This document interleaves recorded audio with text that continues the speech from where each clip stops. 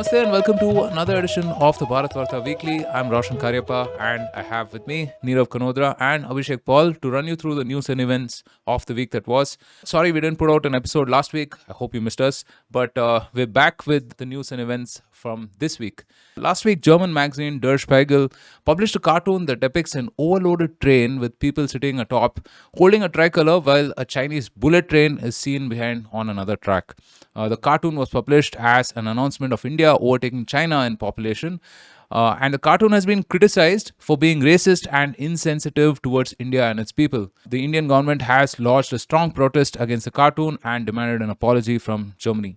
Well, Nirav, what do you make of this? This is sort of a colonial trope that keeps resurfacing time and again, but I don't know if we should be so sensitive about it at this point, right? Yeah, so see, I'll tell you what. There's a long history of like the West's ignorance about India.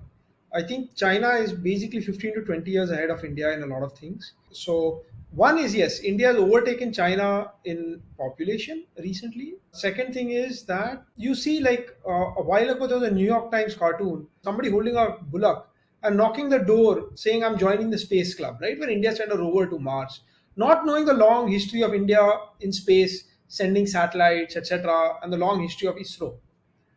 Here as well, this is like the overcrowded train and the pictures which probably were seen during partition and like people going across. And At times, yes, are Indian trains overcrowded? Yes. India, I think, is a very large country, and a lot of times every statement and its equal opposite are true. So, do we have overcrowded trains? Yes, but we also have modern semi-high speed rail Vande Bharat, which has been built in India. Soon we shall be having bullet trains, which are like the Japanese Shinkansen as well. China did not have these trains pre 2008. A lot of investment, especially like for example in the metro construction all over the country, happened during the Beijing Olympics in 2008, right? And we're only 15 years behind. See where we are today in a lot of things. That is when they got their first high speed rail between Shanghai and Beijing as well. Maybe we get it in 2026 or 2027 between Mumbai and Ahmedabad, and slowly that gets rolled out all over the country, right? And China has built everything at breakneck speed in the last 2 decades. Hopefully, India does manage to gather that momentum as well. Basically, if you just think about like the people who are drawing these cartoons, I think I don't see the signature, and I tried looking it up, but I actually remember there's a cartoonist, a Swiss cartoonist called Patrick Chapate. Probably it looks like his drawing. Maybe I'm wrong. People have old preconceived notions, and to be fair, India has seen like very rapid increase. So today India is the largest country by population.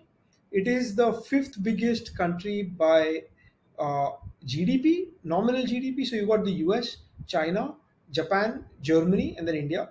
And by stock market capitalization, India is ahead of Germany as well, right? We've just overtaken UK and France. So the you could show a cartoon about like one many trains and like one train overtaking all of these, right? Like we are coming, or if you draw it like in terms of like charts, like China has overtaken. It's had a hockey stick growth, like in 2000, right? Where it broke through. I think they had their own liberalization movement in 1978 or so. So 13 years before us, and then they've grown consistently faster. India is getting there. I think India has a lot of positive things to celebrate about.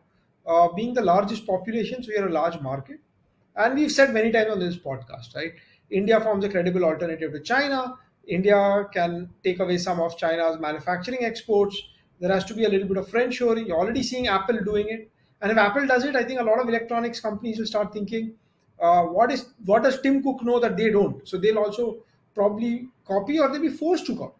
And we've seen earlier decades there's too much focus on cost control and like economy of scale, economy of scope. I think in the coming decade we'll have a lot more focus on resilience. So you need parallel supply chain. So India is poised to benefit through a lot of these things. Hopefully we do it all right and we don't mess up this great opportunity, once in a generation one.